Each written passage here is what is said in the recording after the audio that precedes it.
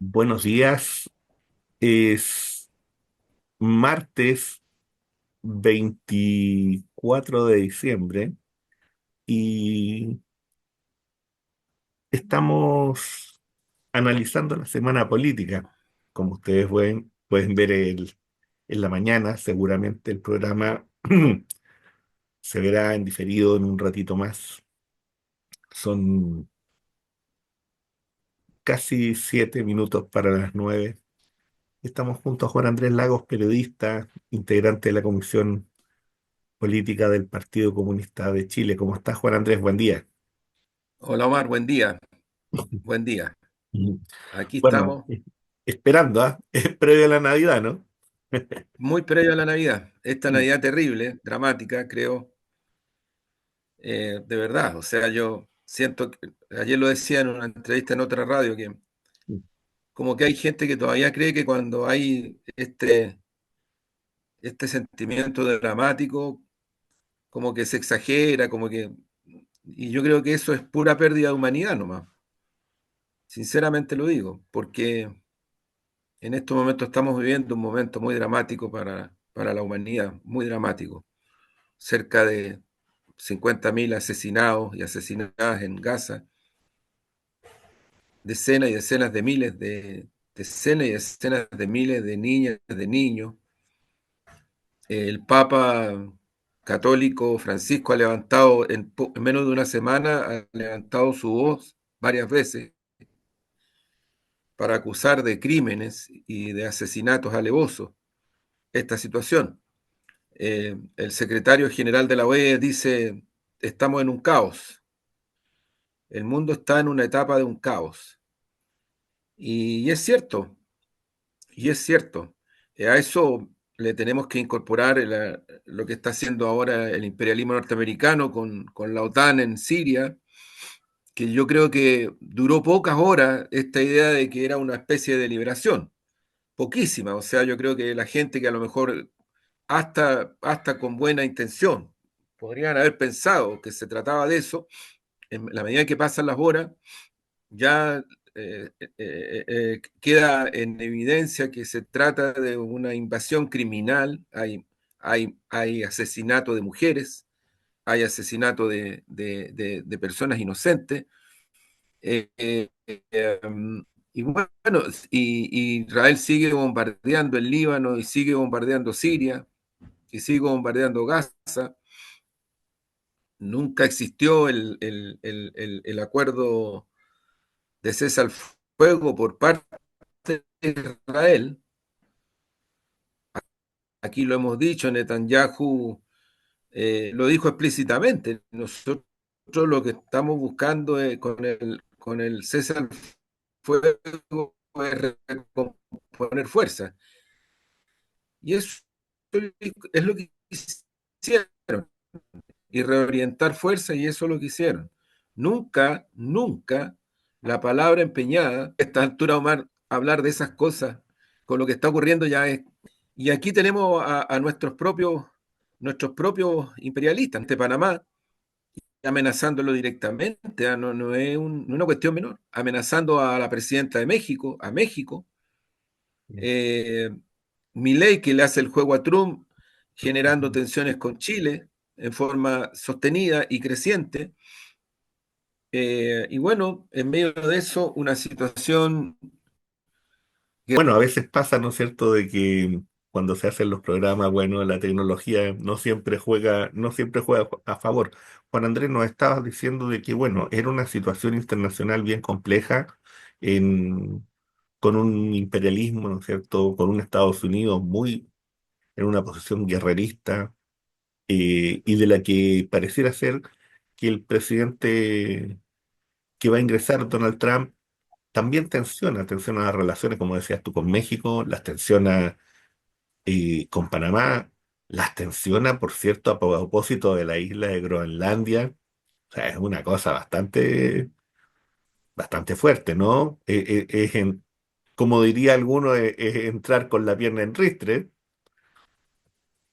sí, sigue militarizando la zona del Asia-Pacífico. Yo creo que el objetivo del imperialismo yanqui es tratar de recomponer.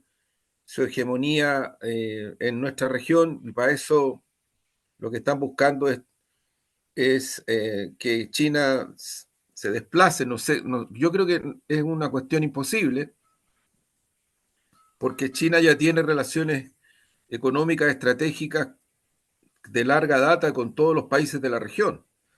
Y la mayoría de las economías de nuestra región, incluido Chile, por cierto, tienen intereses estratégicos con China. Entonces tampoco es una cuestión, pero igual, ¿eh? Yo creo que se vienen tiempos más duros de los que vivimos incluso este año y los años anteriores, pero en el contexto de una situación a partir de la cual los países que forman BRICS, Rusia, India, Sudáfrica, China, Brasil, y otros más, Cuba ahora y Bolivia ahora de nuestra región, Chile se está trazando. Yo creo que desde el punto de vista del interés nacional, estratégico y patriótico de Chile, esto es un atraso. Nosotros deberíamos mirar con mayor preocupación y con mayor pasión y amor lo que significan los pasos estratégicos a nivel de política internacional, porque de lo único que nos sirve estar subordinados al imperialismo yanqui es costos económicos, humanos, sociales y de toda naturaleza. Eso es lo que nos ocurre. Entonces, incluso me atrevería a decir yo, más allá de ciertas posiciones ideológicas y doctrinarias, esto tiene una dimensión. Oye, Juan Andrés, y en eso que tú estás planteando, fíjate que, bueno, en nuestro país pareciera ser que muchos de estos temas se tocan de una manera bien particular, ¿eh? Para no decir que es el mundo de Narnia o lo inexistente, pareciera ser, ¿no es cierto?, que en Siria no hay grupos yihadistas, no hay terrorismo. Eh, Afortunadamente, si no me equivoco, el gobierno de Chile sacó una declaración en torno a lo del Canal de Panamá, solidarizando con el país panameño, ¿no? Eh, el señor Van Claveren también ayer se pronunció sobre el tema de el famoso helicóptero que cruzó algunos metros, ¿no es cierto?, el territorio argentino, considerándolo un error y bueno, entregando una explicación por vía diplomática. Explicaciones que, por cierto, el gobierno argentino ha tenido poca deferencia con el gobierno chileno por otro tipo de situaciones, para decirlo menos, ¿no? Sí, sí, han habido muchas tensiones y yo creo que Bueno, Juan Andrés, me decías de que esto eran posiciones, ¿no es cierto?, que se buscaban tensionar, sí, que sin había un duda. plan en relación con eso y de que, bueno, Chile tiene que hacerse cargo de eso también y me imagino que los sectores políticos que están en Chile también tendrán que hacerse cargo de eso, ¿no? Así es, yo creo que aquí se desploman todos los conceptos patrioteros subordinados porque los que están considerando a Milei poco menos que un ícono, un paradigma, un ejemplo, debieran considerar, y hay que denunciarlo así, debieran considerar de que lo que está haciendo el gobierno de Milei con el imperialismo norteamericano es una tensión permanente hacia Chile a propósito de cuestiones muy concretas. Uno, la presencia y el intercambio estratégico económico de Chile con China, que no viene de ahora.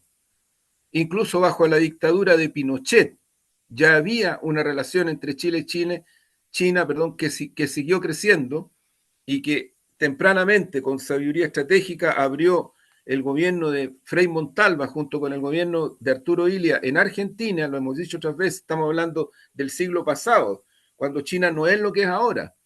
Por eso yo digo con visión estratégica, con visión estadista. Frei Montalva y Arturo Illia en Argentina, Frei Montalva en Chile. Luego viene el gobierno de la Unidad Popular que dio un salto gigantesco respecto de esa relación.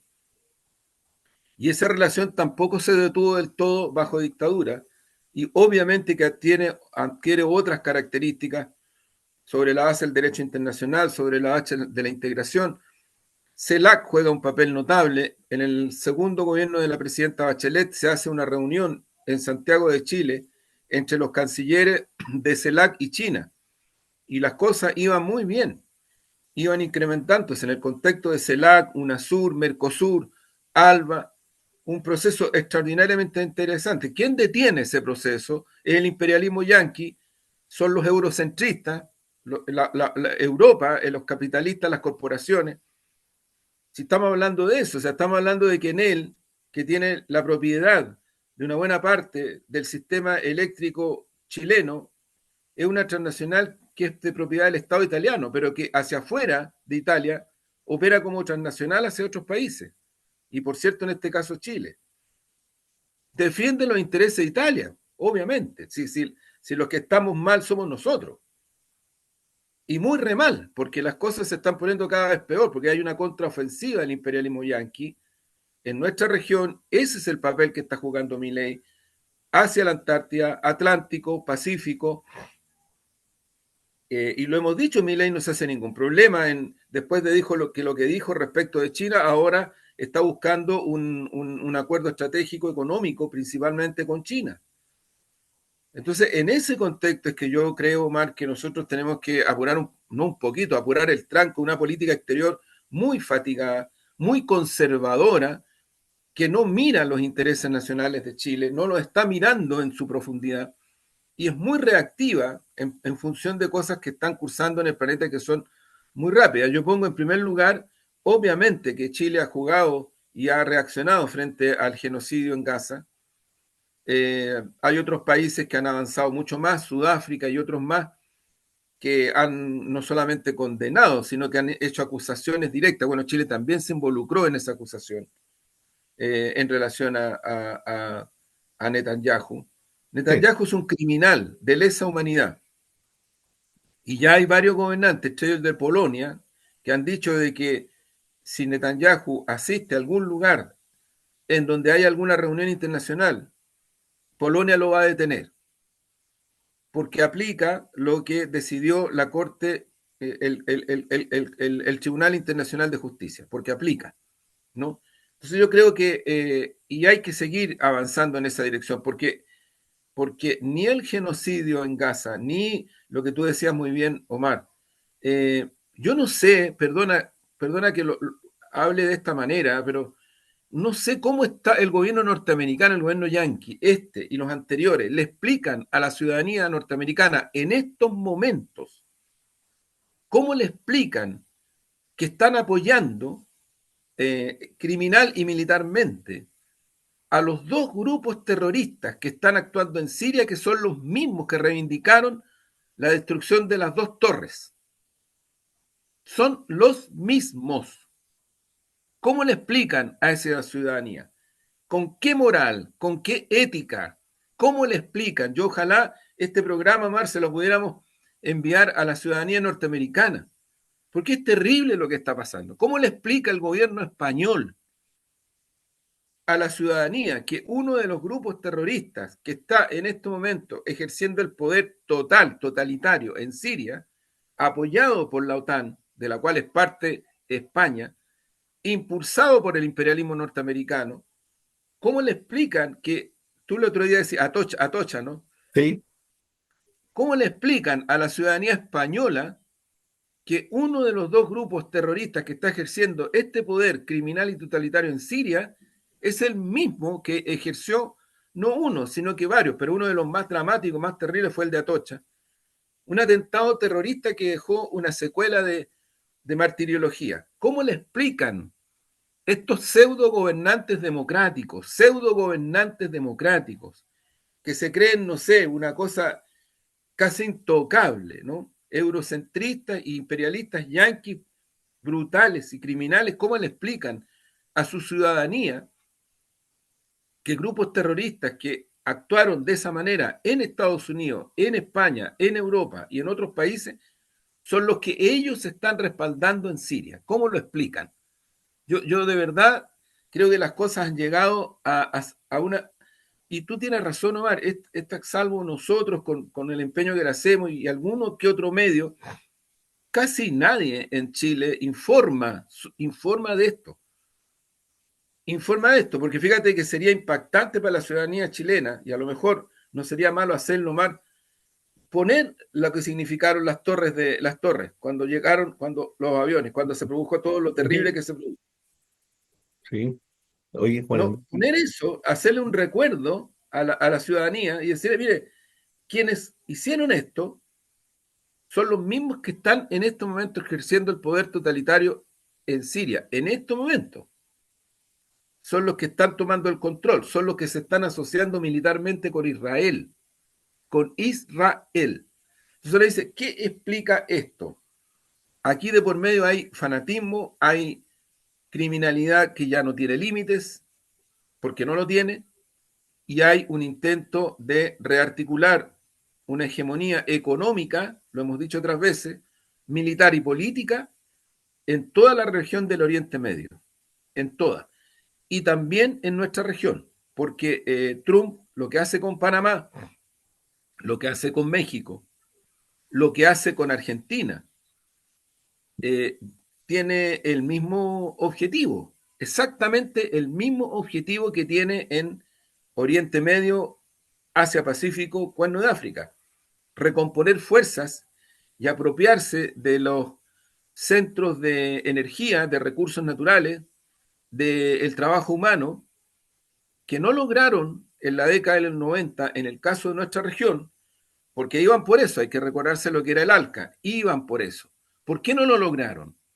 Porque aparece el movimiento popular boliviano, Evo Morales, el movimiento popular brasileño, Lula da Silva, el movimiento popular venezolano, Chávez, el movimiento popular ecuatoriano, Rafael Correa, el movimiento popular argentino que venía de unas miserias que son comparables a las que están ocurriendo ahora, Kirchner, Cristina Fernández, el movimiento popular nicaragüense, Daniel Ortega, el movimiento, le gusta a quien le guste, el movimiento popular salvadoreño en ese momento, Cuba, que juega un papel notable, notable en ese periodo de ayudar, de recomponer fuerzas, de trabajar, de resistir, como lo están haciendo ahora, con más de medio millón de personas en las calles, mostrando dónde está la conciencia y la decisión combativa y estratégica del pueblo cubano, a pesar de que lo están pasando muy mal, pero muy mal, producto del bloqueo.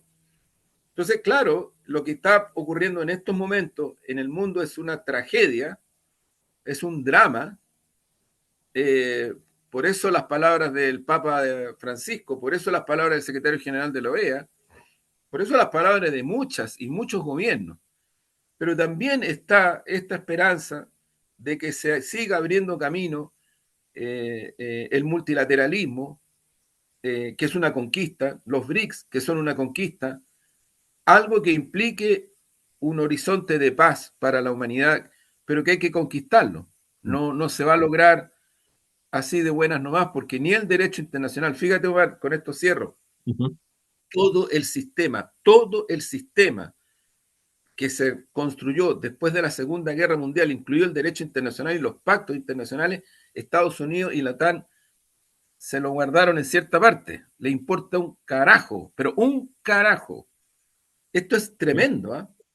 Porque son los países que se han levantado durante décadas, y particularmente después de la caída de los socialismos reales, como una especie como de paradigmas de la libertad y la democracia.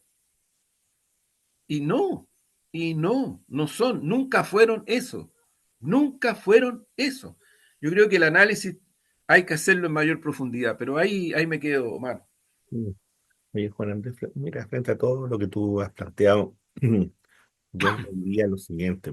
En primer lugar, de que esta tercera década, la mitad de la tercera década del siglo XXI, si hay algo que tiene, que contiene, es la crisis, ¿no es cierto?, dentro del sector, llamémoslo así, del mundo de la izquierda, a propósito, ¿no es cierto?, de esta ejecución, de esta forma, ¿no es cierto?, de entender el poder del propio imperialismo norteamericano.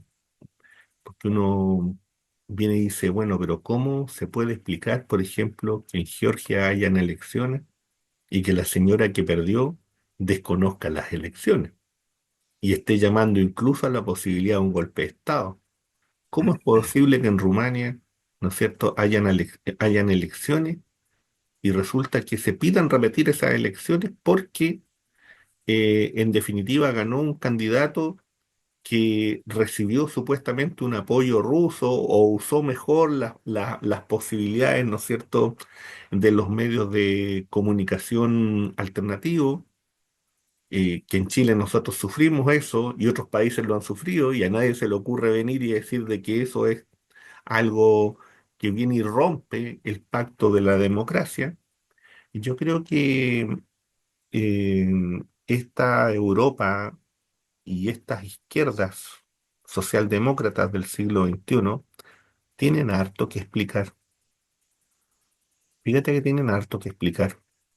Yo creo que los medios de comunicación que no son capaces de abordar los temas desde un punto de vista más profundo, que no son capaces de explicarle a la ciudadanía quién era Brzezinski, que no son capaces de explicarle a la ciudadanía lo que significaba el plan Brzezinski, que es el fundador de los yihadistas y que su punto de origen era generar fisuras, quiebre, principalmente en la frontera de Rusia, India y China. Fíjate que mientras los medios de comunicación no nos hablen así abiertamente de Paul Wolfowitz y de su plan del año 2001, que significaba invadir 7 países. Se los nombro: Irak, Siria, Líbano, Libia, Somalia, Sudán, Irán. ¿Les suena alguno? Entonces, mientras los medios de comunicación, tanto nuestros,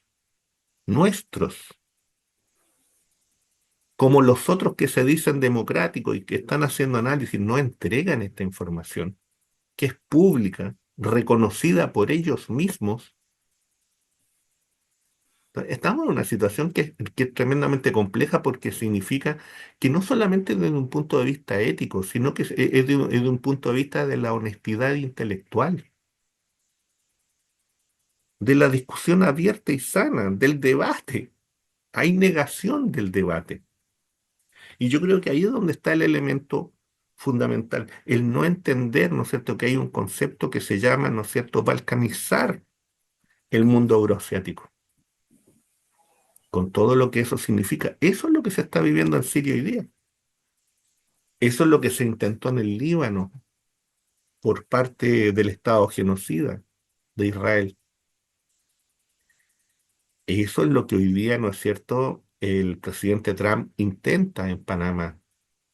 Si eso no es idea de balcanizar, ¿qué es lo que es? Entonces, y en ese programa, ¿no es cierto?, se instala el señor presidente de la República Argentina, en esta idea de balcanizar, en esta idea de desestabilizar, en esta idea de romper toda posibilidad de lazo dentro de nuestro continente. Y habrán otros que tendrán otras posiciones, pero si está bien y es legítimo y que nos cuestionen, pero háganse cargo. Porque el silencio es brutal, es que no lo dicen y eso yo creo que es lo más complicado, Juan Andrés. Es como cuando vienen y te cuentan, y con eso les recuerdo que estamos analizando la semana política, es como cuando la segunda y otros medios, ¿no es cierto?, cuentan una historia de lo que está ocurriendo dentro del Partido Comunista y lo que va a ser el Congreso del Partido Comunista, y te hablan de que conversaron con tal y que no se puede decir el nombre y que la propuesta va por aquí.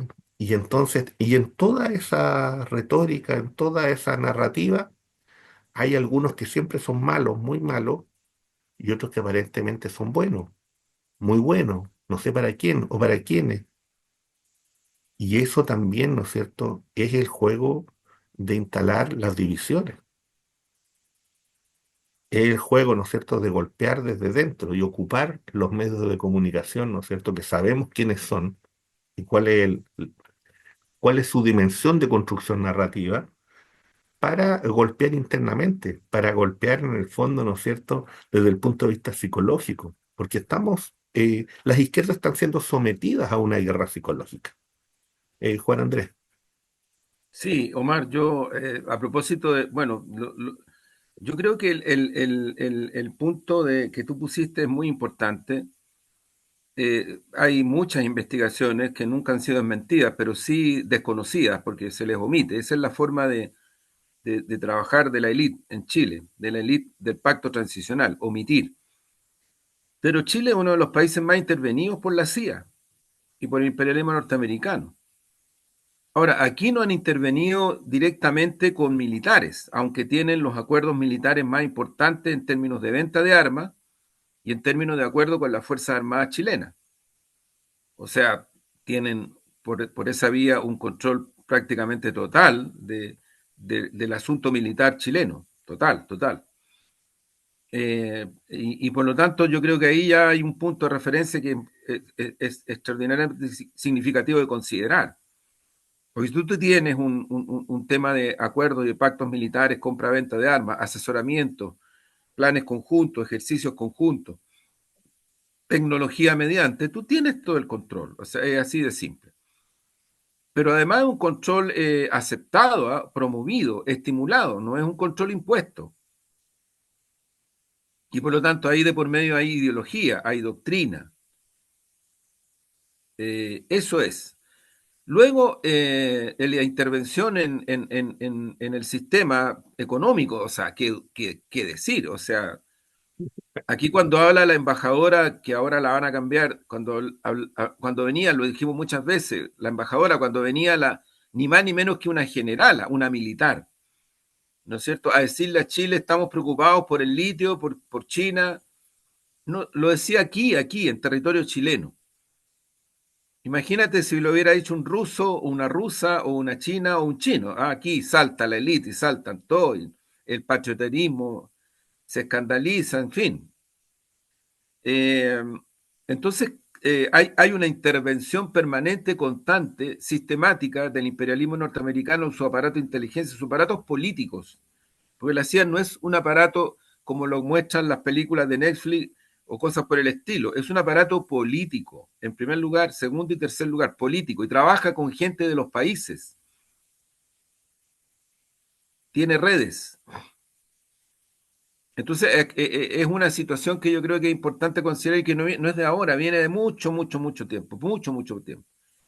No es una cuestión nueva. Además, bueno, ahora se han desclasificado documentos secretos de la CIA, del Departamento de Estado, pero es archisabido que el golpe de Estado, incluso el asesinato de Snyder, del general Snyder, eh, fueron cuestiones articuladas desde Estados Unidos, ¿no? Desde Estados Unidos.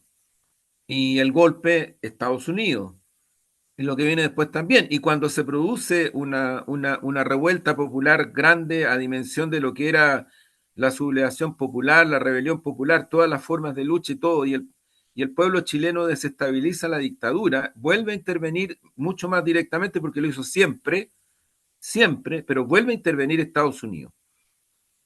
Y vuelve a intervenir Estados Unidos, ¿para qué? Para evitar que en Chile se produjera una situación como la que se estaba produciendo en Nicaragua, en El Salvador y en otros países. Y impone un acuerdo con fuerzas de distintos signos. Lo impone y lo aceptan.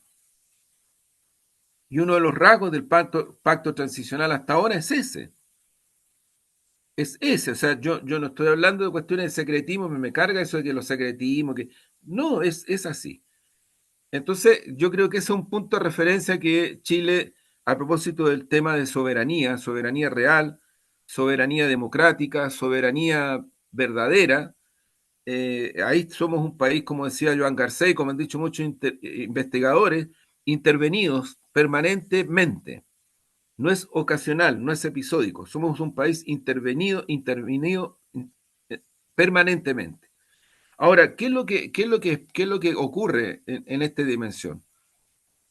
Mira, nosotros en el siglo, cuando yo era director en la década de los 90, mediados de los 90, pesquisamos, en ese tiempo eran fax, unos fax del Departamento de Estado dirigidos a quienes tenían que dirigirlos a Chile. Y los publicamos y nadie los desmintió. Y esos fax hacían referencia a la necesidad de que en Chile se afirmara más el acuerdo del gobierno en ese momento de las fuerzas de la concertación con Renovación Nacional. Lo decía explícitamente. Y otro mensaje recomendación que hacía era tener cierto cuidado y resguardo con el Partido Comunista de Chile. Lo decía textualmente porque el Partido Comunista de Chile es un partido fuerte, ortodoxo y conservador como el cubano. Son los dos partidos comunistas más peligrosos de la región. Esa es la mira que tiene el imperialismo yanqui y Estados Unidos sobre el Partido Comunista de Chile, sobre las izquierdas chilenas, sobre el proceso político chileno, sobre el proceso económico chileno. Somos un país altamente intervenido. Entonces, claro, yo creo que de eso no se escapa nadie y creo que ellos tienen a su favor en este momento un punto de referencia muy grande, que es la hegemonía mediática incontrarrestable. Incontrarrestable. O sea, la direccionalidad, la dirección de mensaje, lo que construyen día a día en el terreno de las actitudes, de las conductas, de la emocionalidad. No solamente los canales de televisión, pero prácticamente todos los canales de televisión, también las redes sociales, también otros espacios mediáticos, la publicidad, ¿no? La forma de cómo direccionan e intencionan para que la ciudadanía piense, reaccione, se emocione, es un constructo sistémico, que no se trata de que alguien lo esté pensando ahí en una especie de subterráneo, no, nada que ver, son puras leceras, caricaturas, ni siquiera es necesario eso. Es mucho más complejo y a la vez más sencillo y más concreto. Opera cotidianamente.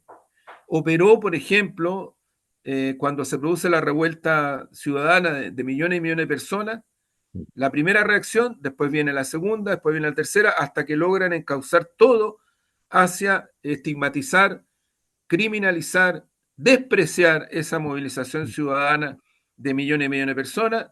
Lo último que tuvimos este año que termina era cuando le cargaron al perro Matapaco, ¿tú te acuerdas? Claro. Una cosa impresionante, asociar a un perro que le decían perro Matapaco con el asesinato de Carabineros es de una perversión impresionante, pero lo hicieron. Y había gente de nuestro sector que reaccionaba a la defensiva porque sentían que los estaban acorralando, que los tenían acorralados y que se salían a defender al perro Matapaco, los iban poco menos que a liquidar. ¿Producto de qué? Producto de que por medio había asesinatos, crímenes de carabineros que fueron terribles. Entonces, yo lo que creo, Omar, que aquí hay un contexto, aquí hay una situación procesal, aquí hay algo del día a día que está operando. Y de eso no se salen estos medios que tú has mencionado. La segunda, que tiene muy poca venta, pero que llega a ciertos niveles de líderes de opinión, Ujú. particularmente de la derecha. La tercera, que es un consorcio de Copesa, que es un consorcio extraordinariamente derechista, conservador, reaccionario, anticomunista, que ves que puede carga contra Daniel Jadue de una manera violenta, violenta, virulenta, es brutal su línea de mensaje, muy odiosa, pero muy odiosa, pero que también en forma descarada tergiversa y yo lamento que ellos citen, lamento mucho, de verdad, mucho, pero mucho, que ellos citen, entre comillas, según ellos, fuentes que dicen que les dijeron lo que les dicen, ¿no? Y hacen referencia a reuniones del Comité Central del Partido Comunista, la Tercera y el Mercurio, hacen referencia a fuentes que dicen que prefieren guardar el anonimato. Eso lo siento mucho, de verdad, lo siento mucho. Y yo creo que es importante que el Partido Comunista de Chile y que la ciudadanía de Chile sepa y esté al tanto de estas situaciones. Y ponderen, y ponderen, y evalúen. No somos el primer partido ni vamos a ser el último partido que es atacado, criticado, cuestionado o abordado de esta manera. No, porque también hay entrevistas, también hay otros formatos y salen todos los días en canales de televisión, eso existe, también es real. No, también existe eso. Ojo, existe en un contexto de un sistema hegemónico mediático que es lo que es, con línea de mensaje como la que tiene. Y que yo creo que es estratégica y tácticamente una línea de mensaje que lo he dicho otras veces más poderosa desde el punto de vista de la batalla cultural, de la batalla de ideas, para sus intereses, es 3 veces más poderosa que todos los partidos políticos de derecha juntos. Es mucho más poderosa, pero mucho más poderosa. Genera mucho más opinión, más emotividad, más conocimiento, más falsedades, mucho más que todos los partidos de derecha juntos. Y esto viene de la dictadura y pasó del pacto transicional para adelante y continúa de una manera aberrante, porque no tiene nada que ver ni con pluralismo ni con democracia. No tiene nada que ver. Pero anda tú a decir esto, porque se hacen las víctimas y se victimizan y poco menos que, los totalitarios. En la semana política es un espacio así chiquitito que lo hacemos con manso sacrificio, pero sin embargo nos escuchan, nos miran, nos reproducen y nos tergiversan. Muchas veces el Mercurio, la tercera, la segunda, el 13, que decir, nos han tergiversado. Muchas veces, no pocas. Y somos lo que somos, un espacio reducido. Pero les preocupa y se victimizan. Y son expertas y expertos en victimizarse, a pesar de que tienen un poder prácticamente absoluto y totalitario. Yo creo que es importante que se informe y se conozca que el Partido Comunista está en un Congreso Nacional que ha llegado en este momento al nivel de los congresos regionales, prácticamente terminado. Tengo entendido que hay uno que concluye este fin de semana.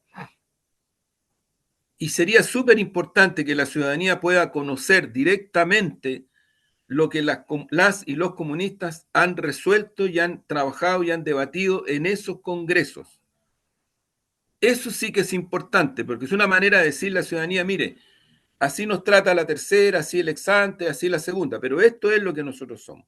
No somos ni perfectas ni perfectos, pero somos un partido que debate, que discute, que tiene diferencias y que logra alcanzar resoluciones políticas. Esas resoluciones políticas son un cuerpo en este momento de ideas, de propuestas, de críticas que están cursando y que han llegado al nivel de congresos regionales, o sea, prácticamente todo el país, salvo, si no me equivoco, una sola región. Todo el país. Bueno, eso supongo yo que obviamente a la tercera le interesa un carajo, a la segunda le interesa un carajo. Y me duele que ellos citen fuentes, entre comillas, me duele, porque disminuyen y relativizan y dejan en cero lo importante que es el debate colectivo. Entonces, a la tercera lo que hace, la segunda lo que hace, el ex ante lo que hace es citar fuentes, pero no hace ni una referencia, porque lo podrían haber hecho, a los debates de la mayoría de las y los comunistas en todo el país hasta este momento, en sus congresos de célula, en sus congresos comunales, en sus congresos regionales. Y ahora viene la fase de Congreso Nacional, que es la final, ¿no? Pero todo esto ha cursado y esto no es noticia. Es noticia en algunas regiones, ojo, es noticia en algunas regiones. En algunas regiones hay mucho más apertura. En algunas regiones hay medios particularmente locales que han cubierto los debates y los actos de resolución de las y los comunistas. Pero la hegemonía espesa, esta grandota, esta que tiene el tronco que tiene, esta ni por casualidad hace referencia a estos procesos que tienen las características que tienen. Entonces, pienso, Omar, que, bueno, hay que tenerlo en cuenta y yo creo que lo más importante es que nuestras amigas y amigos, la ciudadanía, la militancia comunista pondere este tipo de versiones, entre comillas periodísticas, que hacen referencia a cuestiones que según estas versiones están ocurriendo en el Partido Comunista y vuelvo a repetir, lo lamento mucho, citan fuentes y entrecomillan cosas que le habrían dicho esas fuentes de manera anónima. Lo lamento mucho. Oye, Juan Andrés, fíjate que eso también se vincula con esta vuelta del inicio de campaña en contra del gobierno venezolano, particularmente del presidente Maduro, y, y que todo indica, ¿no es cierto?, que pareciera ser que viene una avanzada dura de lo que uno hace lectura de los propios medios nacionales entre comillas, si uno los puede llamar nacionales, ya a esta altura uno no sabe si es eso o no. Digamos que tienen por lo menos una dirección acá en Santiago, algunos. Sí, De ahí a que respondan a los intereses de Chile, eso es otro cuento. Eso, bueno, la ciudadanía tendrá que ver qué es lo que es eso. Pero fíjate que llama la atención el encono contra el gobierno venezolano. Y en eso también lo enlazo, ¿no es cierto?, con este encono contra ciertos dirigentes del Partido Comunista y de otras izquierdas, por cierto, no es lo único, eh, pensándonos, creo yo, en un proceso de desestabilización. Pensemos esta situación extraña, ¿no es cierto?, de este personaje argentino que lo sorprenden con cierto tipo de cosas que en cualquier visita no va a ser bienvenida, llamémoslo así, eufemísticamente, ¿no? ¿Cómo ves tú eso, Juan Andrés, en este contexto latinoamericano, ¿no? De instalar la sí. sospecha, todo este tipo de cosas, ¿no?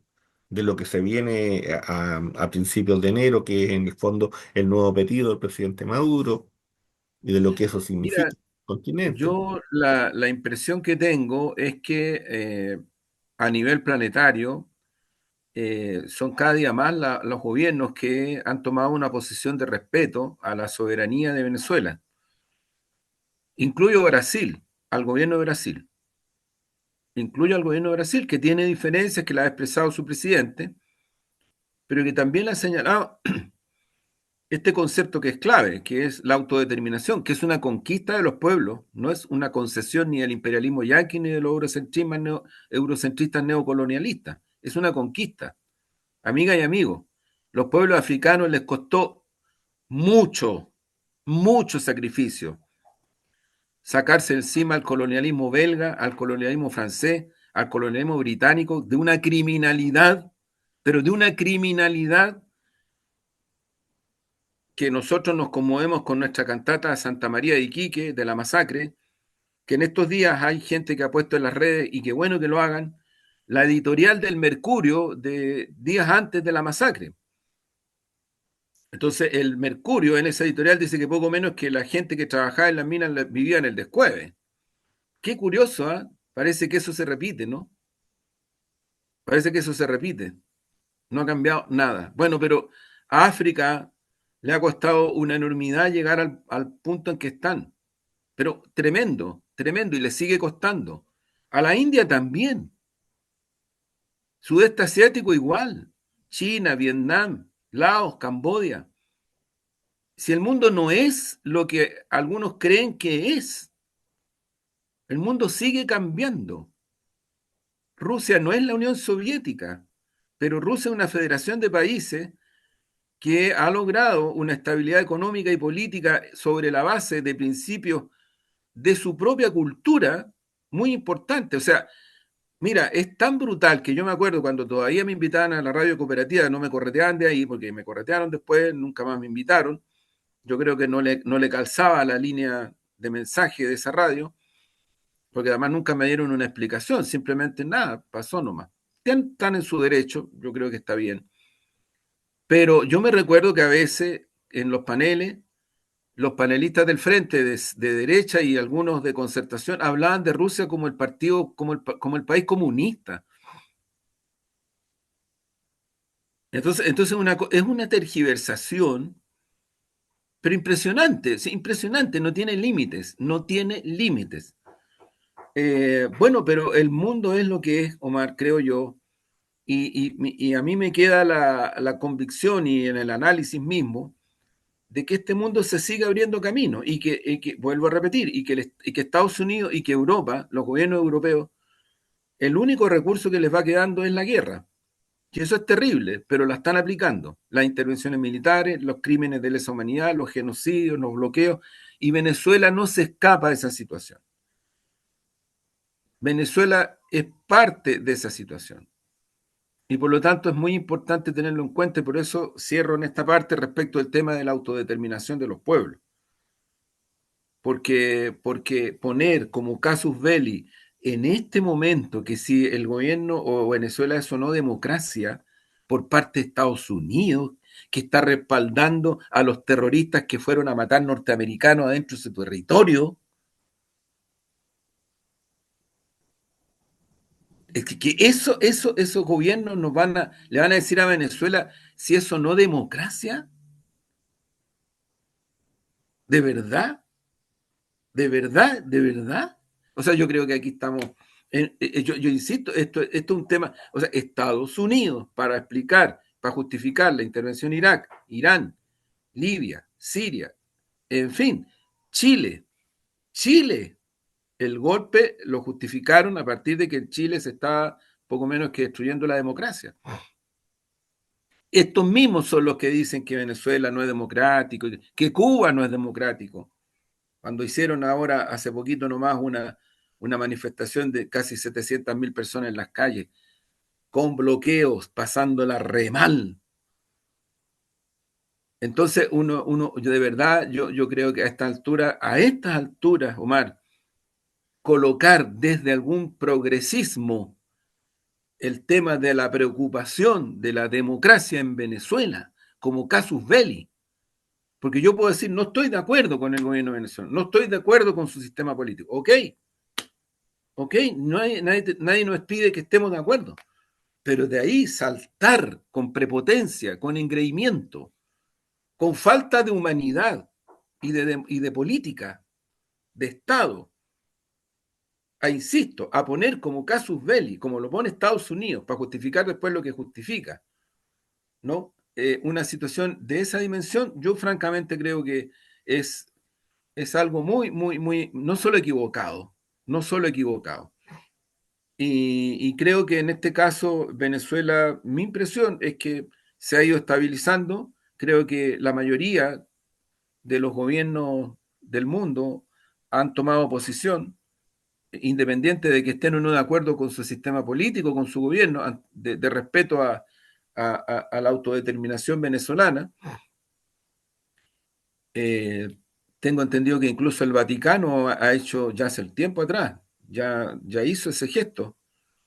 Y creo que los fanáticos, los odiosos, las odiosas, las vengativas, los vengativos, los que tienen remordimiento producto de la situación local, van a seguir apuntando hacia el gobierno de Venezuela como lo han hecho, con una descalificación total, ¿no? Sin asumir sus propias responsabilidades, porque en Chile no son los gobiernos de izquierda, el de nueva mayoría no era de izquierda, pero asumimos, porque nosotros éramos parte de ese gobierno, lo asumimos plenamente, pero este tampoco son responsables de lo que ha significado la situación con Venezuela en todos los planos, ¿eh?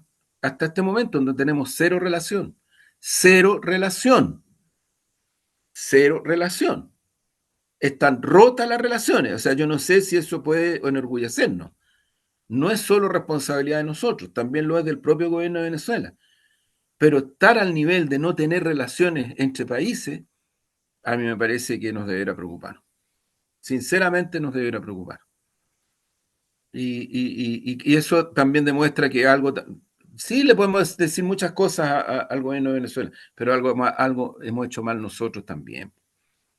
Porque aquí las voces fanáticas se levantan y poco menos que piden la cabeza de otros gobiernos, no sé, una cosa tremenda.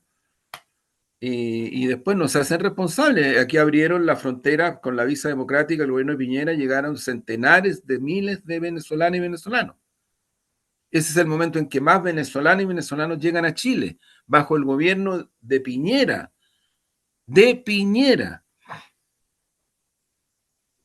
Y hoy día la situación que existe en Chile con la ciudadanía venezolana es la que es. Y si hacemos el descripto objetivo, tenemos que mostrar de que hay en Chile, lamentablemente, en Chile, en la ciudadanía, en el campo llano, en los territorios, en las comunas donde hay más ciudadanía venezolana, hay mucha tensión. Y hay cada vez más tensión. Entonces yo lo que creo que en vez de mirar estas cosas de una manera tan caricaturesca, deberíamos observarlas en un sentido de profundidad. Mira, ayuda o no ayuda que repongamos las relaciones de Estado a Estado entre Venezuela y Chile para poder ver todos estos temas de migración, pero sin duda, sí, claro que se estaba haciendo. se estaba haciendo y iba para adelante ese proceso. Se rompió. ¿Ayuda o no ayuda a que hubiera un acuerdo bilateral entre Venezuela y Chile respecto de combatir el crimen organizado y el narcotráfico? Sí, pues, se rompió, se logró romper. ¿Ayuda o no ayuda a que los temas que tienen que ver con mirar la inmigración como un derecho humano a escala humana, considerando ACNUR, Naciones Unidas, Bolivia, Perú, todos los países que estamos involucrados en esta perspectiva, ayuda o no ayuda a enfrentarlo así, multilateralmente? Es el único camino, amigo, Omar, es el único camino, no hay otro. La migración no va a terminar, no va a terminar. Entonces hay que trabajar multilateralmente para darle una escala humana, porque no puede ser que estemos discutiendo en el Parlamento gente que quiere quitarle el derecho a las niñas y niños extranjeros a acceder a la salud. A esto estamos llegando. Y claro, si tú lo pones en la dimensión real, te dicen, bueno, pero es que ocurre que en mi caso, yo veo que a estas personas se les atiende y yo quedo fuera. Yo tengo en Chile más de 3 millones, lo veíamos el otro día, ¿sí? De eh, adultos mayores, de adultos mayores. ¿sí? Hay no sé cuántos millones en lista espera. Sí. En lista espera hay más de 35.000 que han muerto en lista espera. Un señor que se suicidó en la quinta región, Ujú. en su carta, lo que coloca, entre otras cosas, es que su esposa estaba en lista de espera cuando murió. Y él se suicida dramáticamente y hace referencia a la pensión de miseria que tiene. Ese es el Chile real, que además, a horas de la Navidad, pensando que Jesús era un niño perseguido, migrante, que claro, puede ser muy hermoso, rodeado de animalitos, pero no está en un pesebre donde hay estiércol, en un pesebre donde hay paja, en un pesebre donde hay animales que no creo que hayan sido tan limpios. No, ahí estaba, o sea, en el pesebre lo más pobre que podía haber, lo más pobre, lo más marginal. Ahí estaba ese niño migrante que había sido perseguido, que lo intentaron matar y que nació en las condiciones que nació. Para los creyentes, el Dios viviente; para los no creyentes, un ser histórico que marcó la ética de la humanidad para adelante, porque la marcó. O sea, el paradigma ético que instala a Cristo, ser humano, ser viviente, Dios viviente, a nadie le puede ser ajeno, ¿no? Y lo mismo que otros pensadores religiosos que también marcaron con sus paradigmas éticos y valóricos. Y yo creo que ahí hay un rescate que hacer más en este momento, o sea, por lo que está pasando, ¿no? Pero ahí me quedo mal. Sí. Mira, Juan Andrés, yo creo que es muy importante lo que estás diciendo aquí al final. Yo creo que hoy, que es 24, eh, siempre para la cristiandad, o para los cristianos más bien, más que para la cristiandad, es un símbolo de esperanza. Así El es. nacimiento, la natividad es eso, es una esperanza, es un tiempo nuevo.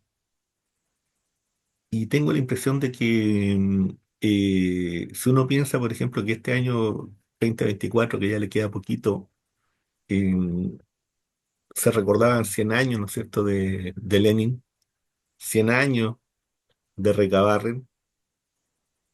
Fíjate que desde otros puntos de vista, desde otras miradas, también eran símbolos de esperanza. Y yo creo que en tiempos de oscuridad es un deber de quienes buscan una sociedad distinta, entregar esperanza. Y esa esperanza siempre va a ser solidaria, nunca va a ser encerrada en sí misma. Por eso esa esperanza no puede restringirse solamente a un puro país y a una pura región y a mi propia casa y a mi propio barrio y a mi propio trabajo. De ahí la importancia, ¿no es cierto?, de esta solidaridad de los pueblos.